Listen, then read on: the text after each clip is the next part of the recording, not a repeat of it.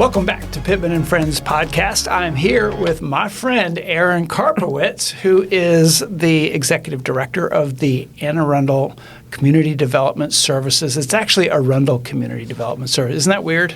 ACDS. We just call you ACDS. Hello, ACDS, Erin. Hi, Mr. Pittman. Thanks for having me. It's great to be here. Yeah, it's great to have you here because what you do is so important. It's so important to me. It's, I think, part of the reasons that I got engaged in political activity at all is housing and the need to have housing that folks in our workforce can afford, folks at every income level. I really think that everybody should have a roof over their head. Do you think everybody should have a roof I do. over their head? I do, yes. And there's a continuum of housing needs from people who might be experiencing homelessness to people who might want to buy their first home. And you're responsible for all of it. Okay. So why don't you first, we're going to get into a bunch of stuff, guys. We're going to talk about some community centers that these guys have done. We're going to talk about some things at Crownsville. We're going to talk about some of the tools that get used to deal with the fact that the market is not really producing housing that is affordable at every income level. So, government and subsidies and things have to step in, and it gets really, really complicated. So we need smart people. So first, just tell us, Erin, what ACDS's sort of scope of work is and purpose. Sure. We're actually a little bit unusual in that we are a private nonprofit organization, but we were created by the county back in 1993. So we've been in operation for over 30 years now. And we were privatized, and we're the county's housing and community development agency. And so that's really the core of our work. We still continue to create affordable housing opportunities as well as community development opportunities. And I'll say that's a little bit different than most jurisdictions who we have the Housing Commission that does public housing with federally supported, but most have a housing agency. And in Anne Arundel, a number of things were spun off as kind of nonprofits that have their own board, but they're also part of government, so they're government chartered and they're funded through the county's budget as well. But being an somewhat independent gives you flexibility that county agencies don't have. Is that right? That's right. We can be a little bit entrepreneurial in that we can go out and purchase properties without having to go through the long process that sometimes you have to go through as a county. We have a procurement process because we work with a lot of government funds, but it's not the rigid county procurement process. We also are able to go and do our own development, and so that's really exciting. We have an independent board of directors, and so they can advise us and bring their expertise to the table to advise us on when we're doing our lending and other projects that we take on. And they actually hired you. I remember when your predecessor was retiring and you were the deputy, and most people thought that you should be in the job, and if it had been up to me, I would have just said, yeah, let's just do it. They were much more careful about it and did a national search and found that you were the best candidate in the country. So that's right. And I'm so glad they did in retrospect, because I feel like it gave me a lot of legitimacy, and it was a great process to get to know the board members and understand kind of what their strategic vision was as well, and how I could tie that then into your administration and what your priorities are. So maybe we can cover some of this by talking about projects, the scope of what you do, rather than try to describe it all. And I know when we talked before this, you said that one of the things that you think is really important, and maybe another benefit of being a little bit independent of government, is that you do community engagement at a level that is pretty intense and deep, don't you? Yes, I think we do. We have, in addition to the housing development work that we do and the capital development, we also have a network of over 180 subrecipient organizations. So we are tied in with the grassroots organizations that are doing the work in the community. So we do have that network to draw on when we really want to connect with folks. But we also have a long history of when we develop big capital projects. My predecessor, who you mentioned, Kathy Koch, she was really, a legend in Anne Arundel County. Yeah, she was a legend in Anne Arundel County, and she led with ACDS, working with the community to revitalize the Wiley H. Bates under the Janet Owens administration. And so that was a really great learning experience for me, because she really worked with the Bates Alumni Association and that constituency and a lot of people in the community. And so we carried that on as we worked through the Severn Center development. I got to say that the Bates is something that I hear about a lot. I go to meetings there often at the Legacy Center, and then there's folks who live there. It's a senior center, but it's also housing for a lot of people. And Carl Snowden, who's the convener of the Caucus of African American Leaders that meets there, often tells groups, audiences about when he worked for Janet Owens, that was one of the things that she did that they were all the most proud of, is turning that old school into something really that serves the community. Yeah, and it's amazing to see the caucus have their meetings there, and it's the center of civic life for a lot of people in the African American community, just as it was back during the days when the school was alive and well. They had a lot of, it wasn't just a school, it was a center of African American life. So right, it was the high school for Anne Arundel County African American students, right? It was the only high school in the county, yes, during segregation. Yeah, yeah. I went to a showing of a film about the history of it that was there at the Legacy Center. I remember bringing my kids. Was it Bringing Back Bates? Yeah, I think so. Yes. That's on our website. If any listeners would like to. Amazing school, and that. Amazing alumni that live have lived and worked in the county and had amazing careers, because it was a really great school. It sounds like. So I know you were about to jump into another community center, the Severn Center. Yes, the Severn Center. It's just a signature project. I know for your administration and for our organization. Sadly, Mrs. G. Glenda Gathers, who is really an advocate for that center for over 30 years in the western part of the county, an area with high needs, a lot of young children, higher poverty rates than the county as a whole, didn't have a lot of services, and they advocated for many, many years, her and many others, really. So it's adjacent to Mead Village, which is public housing, and Still Meadows, Pioneer Drive, close to Spring Meadows. Which are all housing communities that have affordability built in. And near Fort Meade, of course. Yeah, and I got to say that I first heard about it. You were there. You were there at Ms. G's funeral just a couple of weeks ago, and I was there, and I was asked to speak, and I talked about how it came to be. I also talked about that during a budget town hall to inspire people to never give up in advocating for what they're for. Ms. G advocated for a community center in that community for over 30 years, and there was a group that she had organized that was advocating and kept it going. And she had been promised by so many county leaders in the past that something was going to happen, and it didn't. And I remember meeting her and her looking me in the eye, looking right through me and into my soul to see, am I just another who is going to, talk a good game and not do it? And so, but I remember Kathy Koch, your predecessor, said, we can't build a community center if we don't have a plan for what's going to be in it and who's going to actually run it. And we don't do community centers in Anne Arundel County. The previous administration had said had done a study and decided that, no, we have schools, libraries, and other institutions. We don't need community centers. And so what you all came up with at ACDS was to combine a Boys and Girls Club as an anchor, kind of like a mall with anchors, and a senior center, and then a space in the middle that was a basketball court and access for the community. And man, oh man, has it been exciting to watch. And the way that you put it together.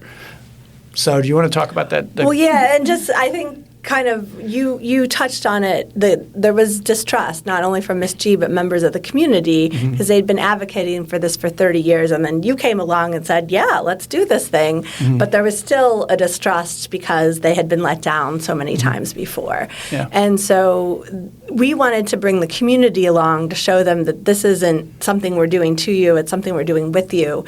And so we had community representatives on our design committee. We made sure that we went out and did a lot of engagement in the community, met people where they were at community festivals, at the Peace Walk that happened every year. We hired, with community input, an artist to do a public art project and got a lot of feedback. And she went in and took pictures of people at these different events, and then actually their faces from the community ended up on the mural. We had another community art project where Art with a Heart came in, and they had people press clay thumbprints thumbprints, and they fired those in a kiln and then put them on a mural that was outside. I remember because my thumbprint is there. That's right. Your thumbprint lives on at the Severance Center. So I think that was just that was something that we kind of drove with community input from the stakeholder group, and I think that's a value add that we, as ACDS, as an independent organization, a community-based organization, can really bring to our development process. And it was like an amazing building, and it looks great. And we have great, the Department of Aging and Disabilities and Rec and Parks and Boys and Girls Club. They've done a great job implementing the programming, and just I'm so happy that Mrs. G had a chance to enjoy it. She would go there every Wednesday for lunch and enjoy that center. So yeah. There's pool tables. There's the governor was there for the ribbon cutting. I remember at her funeral that there were pictures of her and the governor together, and in front of that mural with her on it. And you have the gathering room. Glenda gathers. The gathering room is there as a meeting space. So cool. So and part of what really inspired me about that is that in addition to the center, we were doing a lot of work at Mead Village adjacent to it and really looking at and revitalizing the whole community. And I would love to look at things like graduation rates and, the lives of the kids who are growing up there now compared to 10 years ago and in the past and in the future to see whether we're really making a difference. And I'm pretty convinced we are. So you do the housing piece as well, which is, in terms of community development, that's key. So what kind of programs and tools? What do you create? Sure. So as I said, we look at the continuum. So we run the county's planning efforts around ending and preventing homelessness. And so that's one aspect. We have a lot of partners, over 80 partners, including a lot of our sister county agencies. And so we have a lot of subrecipient grants that are going out to organizations like the Lighthouse or Sarah's House, Arundel House of Hope, who are serving the homeless. And then what we also do is we act as a lender, and so we provide low-interest loans to affordable housing developers. And thanks to your administration and support from the county council, the Housing Trust Fund that was enacted in 2023 has been a great resource for that.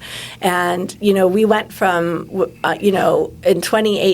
2018, we didn't have any county resources that were going towards building affordable units, and now there was some federal money and some state programs. Okay. That's right. Yeah. We had federal. I remember looking at the budget and saying, well, "Where's housing? There was nothing here. Money. We're not putting anything in." Yeah. So you came along and started putting a little bit of general funding in, which was great. That was more than we'd ever had before. I think the very first thing was for some rental assistance, if I remember right. Yeah. And rental development. So to be able to provide those loans, because if we provide loans to developers, what it does is it underwrites their ability to put together the capital stack for the financing. They don't have to go out and get as much private loans, and so their cash flow isn't as impacted. So they can take a lower amount of rent.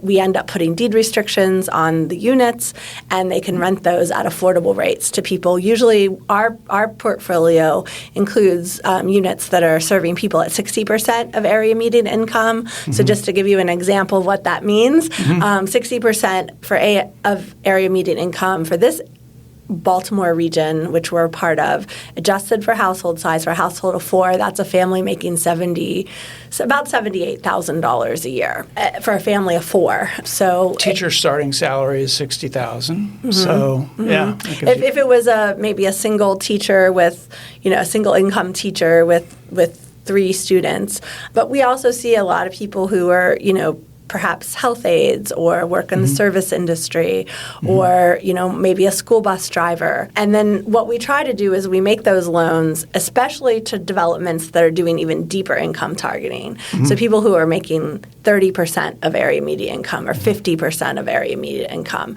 And then that helps us grow our supply of housing that is going to be affordable to those groups. And so, we've been able to really increase our ability to do that. When the Housing Trust came online, our resources exploded. I was frankly worried that we weren't going to have enough projects, but now we have them really, they're beating down our doors. Yeah, I remember when I came in, I said there were some specific things we wanted to do. One was to create a housing trust fund with a dedicated revenue source. And another was to have a moderately priced dwelling unit program where a percentage of new units for any development would have to be affordable at certain rates. And we finally got that. That we failed on our first attempt to get 4 votes, and then we got it the second time around. And the Housing Trust Fund, though, was a little bit hard because we said that we were going to raise the real estate transfer tax when property sold on properties that sell for over $1 million. So not everybody's house, but the expensive ones, as well as some of the properties that I think we exempted affordable multifamily when it sells. There's a lot of opposition from the real estate community, the realtors, and it passed. It was an increase that really put us up to the level of our neighbors, so it wasn't a huge increase. And that gets us now about $10 million a year. We started out about $7.5 million. And you were able to tell us how some of that money has gotten used. Sure. I think, you and the advocates that really push for it, the intent of the funding was to really fund these capital projects, one-time capital expenditures, to be able to underwrite the costs and produce more units, whether it be affordable rental units or home ownership units. Rental units are a little bit easier to develop because you've got some resources at the state and federal level that come in and leverage that funding. Homeownership's a little bit harder, but we are making progress on that front as well. So the big bucket is for affordable rental housing. That's the majority of where those funds are getting spent to be, again, providing low-interest loans.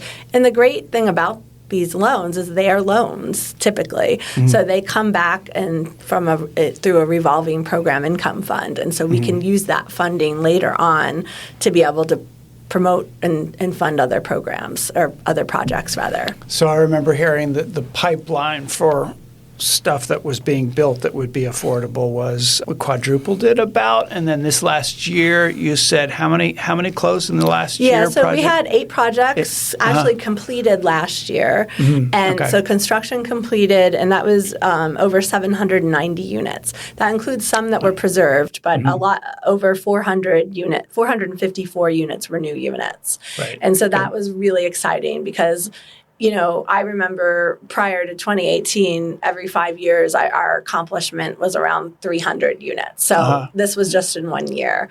And now we have a pipeline of over 1,990 units that are waiting for loans. So they're requesting over $34 million in lending from And you the mentioned locals. there's an average affordability on those of about 60% of area median income? They're, again, leveraged with the state resources. So they have to serve households at 60% AMI and below, but there's a little wiggle room because you could maybe serve people at 80% as long as then you're serving people at the lower income levels as well. Yeah, and that's a big increase. That's like I think you told me 34 different projects, but they might not all get the funding from the state to be able to proceed. And hopefully they'll get the fund. I mean, frankly, we're kind of tapped out on our funding now, even looking at next year's allocation.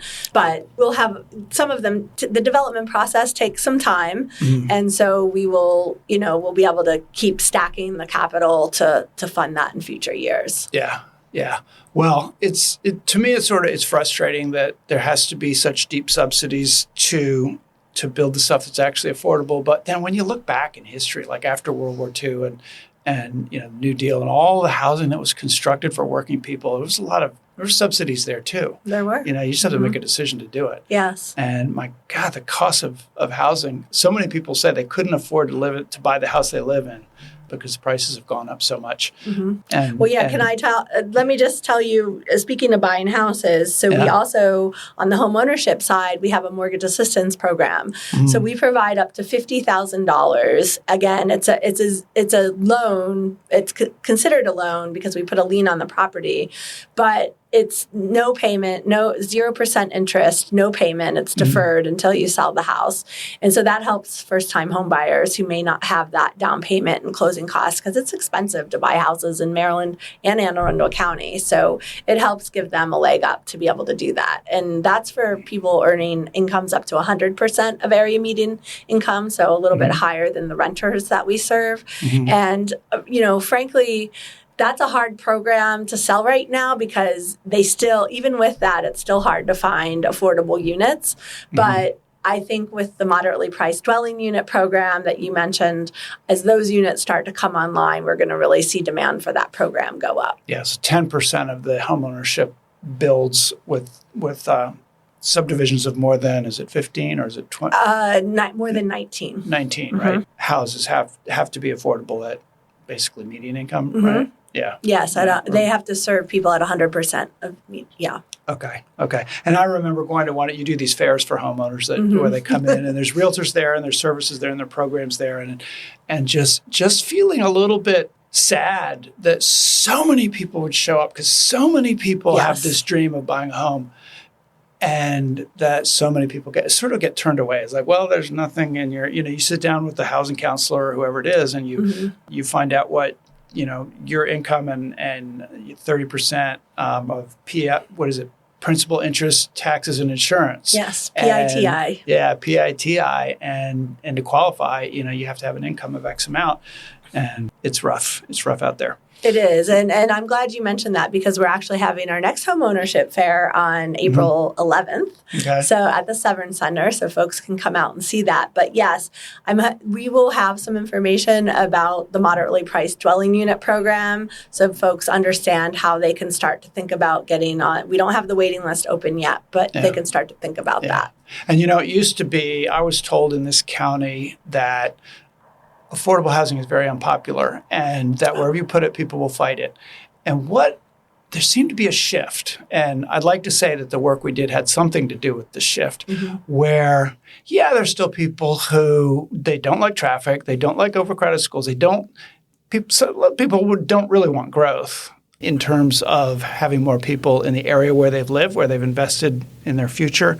And I kind of get that. I mean, I live out in the country and I wouldn't want to live there if there were a big housing development right there because of the traffic and all that. Just, couldn't farm, couldn't. I totally understand that. But it seems that the shift was that a recognition that we have a crisis, an economic crisis caused by lack of housing for people who work in our businesses, people who work in our hospitals, people who work in our government, and that you can't really thrive economically if you don't have housing affordable for those folks. And so now I'm so gratified by what you do because you don't just increase the supply. Some people say, well, if you increase the supply, that it's going to solve the affordability problem. Well, eventually, maybe in 30 years or so, when the prices come down on the new stuff that gets built, but if everything that gets built you have to make $150,000 to afford it, and you're looking for housing for people who make $60,000 or $70,000, then you're not actually building what those folks need. You're building something that a very highly mobile group of people can buy that can move anywhere, and they have a lot of housing choice. So I was really frustrated personally that when we created density on Riva Road, that it was so damn expensive that most people can't afford it. And it'll be interesting to see whether they fill up or how fast they're filling up or who's moving in. But now I feel like having affordability makes it more popular as opposed to less popular. Yeah, it's that. As someone who's been in this business for over 20 years, it is mind-blowing to me because we used to have to kind of work under the radar and not make a big deal about our projects. And now, almost every elected official and community leader wants to know what we are doing on affordable housing. Yeah. So it makes my job a lot busier than it ever used to be, but I'm happy about that. And I'm happy that people want to see us creating these opportunities for their kids who are graduating or their older parents who need to find something that's affordable because they're on fixed incomes, or just as importantly, maybe the paraprofessional that works at their kid's school so that we can have economically diverse and thriving communities. So, and it's just really smart from a fair housing standpoint too, and that's something that's always been really important to me is making sure we create opportunities not just in the areas where affordable housing is already concentrated, but throughout our communities. So we could talk about the different parts of the county where some of this is happening and how it fits in with Plan 2040 and the region plans that people said where, these are the growth areas and things. But one project I want to make sure we talk about, which is at Crownsville Hospital Memorial Park, we now call it the Meyer Building. And we've talked about how there were people who lived at Crownsville when it was a hospital. There were children who lived at Crownsville who had been separated from parents. There were parents at Crownsville who'd been separated from children, too, who weren't at Crownsville. You are putting together a plan at Crownsville for one of those buildings, the Meyer building, where families can actually live with supportive services. So tell us about that. Sure, yes. We're really honored to be asked by you and the county to look at the feasibility of creating affordable housing units there. And we're partnering with the Housing Commission that has a lot of experience managing and operating affordable communities. And, you can look at the needs throughout the county, and in that area, we have over 13,000 people on the waiting list for housing communities in the Housing Commission's purview. We also know that there's... Which basically means you're eligible for subsidized housing, and you could wait many, many, many years to get it, right? Yeah, and there have been times that the waiting lists there have gotten so large they've closed them. They just cut it off. Yeah, because it's just disheartening. Yeah. I mean, it's disheartening anyway. So if you look at the waiting list data from the Housing Commission, the majority of the needs are people with families, and so we think that's important. We also know that there's a need for permanent supportive housing for people who are experiencing homelessness. That can include both veterans and other types of households, and I know that was something that the Crownsville through the master planning process, that was a need identified to do something for people experiencing homelessness who might have those special housing needs. So yeah, we've been in talks with Maryland DHCD. We've done some studies. Housing Community Development. Yeah, the state. Maryland Department of Housing and Community Development. And we think that this could make a really strong, affordable rental community that also has some units designated as permanent supportive housing. So we could work with our Continuum of Care to get people coming off their waiting list. We know that, some of the existing tenants on the property, for example, Chrysalis House or Hope House, they have clients often transitioning out of their programming that need housing, and so they could come through the waiting list that the COC, the Continuum of Care. They have said it would be fantastic to have some housing with supportive services there. And for people who don't know, we're talking about a building. I think you've said you're hoping to get 60 units into it, some of which would be 3-bedroom even. It's a one-story building, but it has a lot of these little courtyards. It's sort of in a grid pattern. And you look up towards the big Crownsville buildings from there. There's going to be an amphitheater between the two once we get our plan done.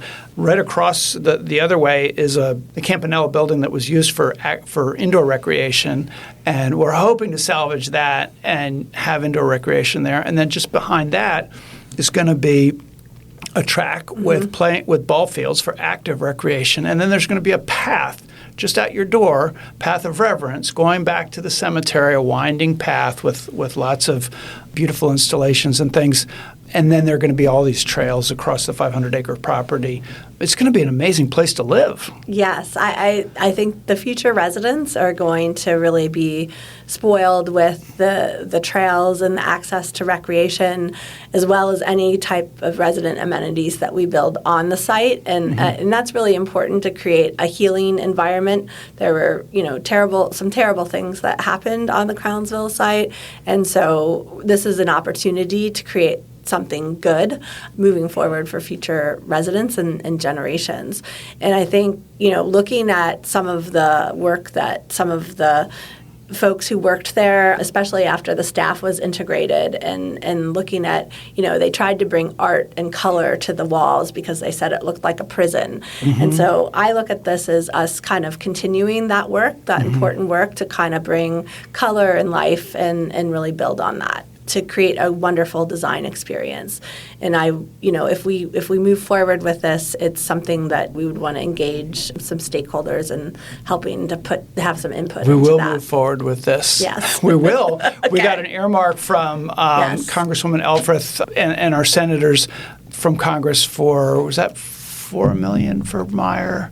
Or is it it was $3.1 million. $3.1. Okay, and then $4 million in Governor Moore's budget this year, which we hope by the time it gets through the whole process, it's still there, that $4 million. Like a lot of things that happen at Crownsville, it's going to be very fundable, I think. There are going to be foundations and donors and things that are really attracted to Crownsville and restoring it. And so the first building that we did is the nonprofit center. We were able to get that building before the state transferred all of Crownsville to the county. So we were able to get an early start on that. And that is an incubator for a lot of the great stuff. But this will be at the rate we're going, it might be the next building that we're able to actually restore. And I'm just so glad that building is going to have people in it, and those people will be directly benefited and will benefit from the healing powers of Crownsville. And then we'll have all the bigger buildings and the history being told of what happened there, and hopefully a museum and lots of other activities going on there. But yeah, I'm really excited about the oral history work that Janice Hayes Williams and now Linda Marshall are doing, and that's really kind of illustrated for me and brought to life some of the history there that I think we can build on as we're maybe creating where the old courtyards that are now overgrown with vines, we can create a meditation garden or community gardens in the back for the residents. So it's very exciting. Well, I want to say a huge thank you for being the organization that you are and playing the role that you play.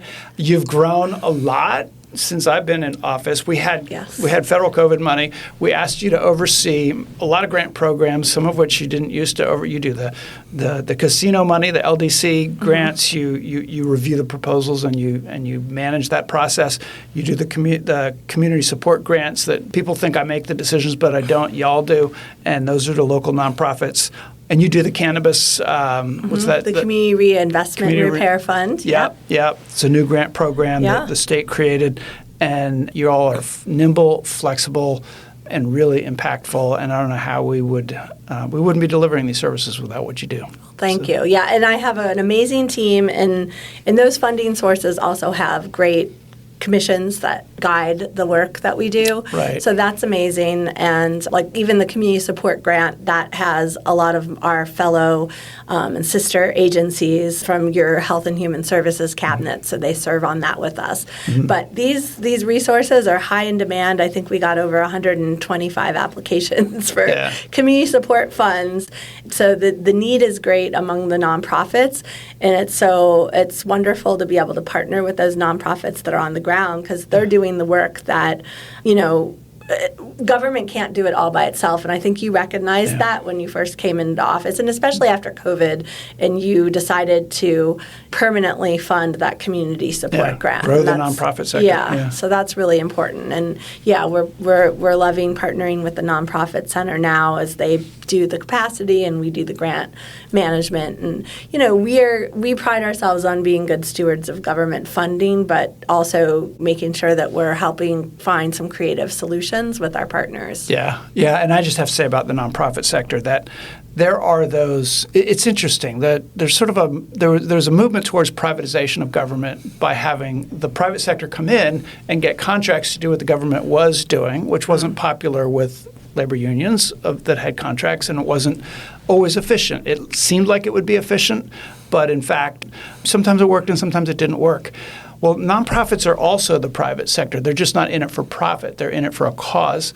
And it's been extraordinary to me to watch. There's a newspaper that's been going after nonprofits, like, how corrupt it is to have nonprofits engaged with the government. Like somehow it's some weird political payoff or something. I mean, come on, folks. If we want efficiency in government, the nonprofit center is about as good as it gets. So, I mean, the nonprofit organizations.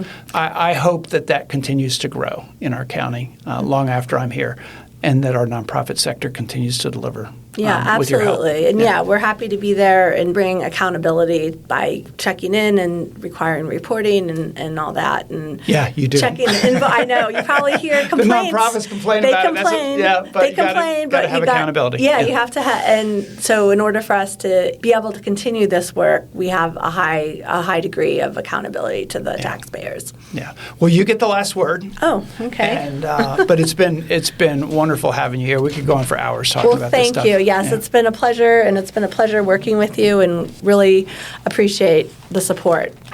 Thanks. So thank you. So anyway, you are listening to the Pittman and Friends podcast. If you like what you hear, please press the subscribe button, share with a friend, and join us for the next episode.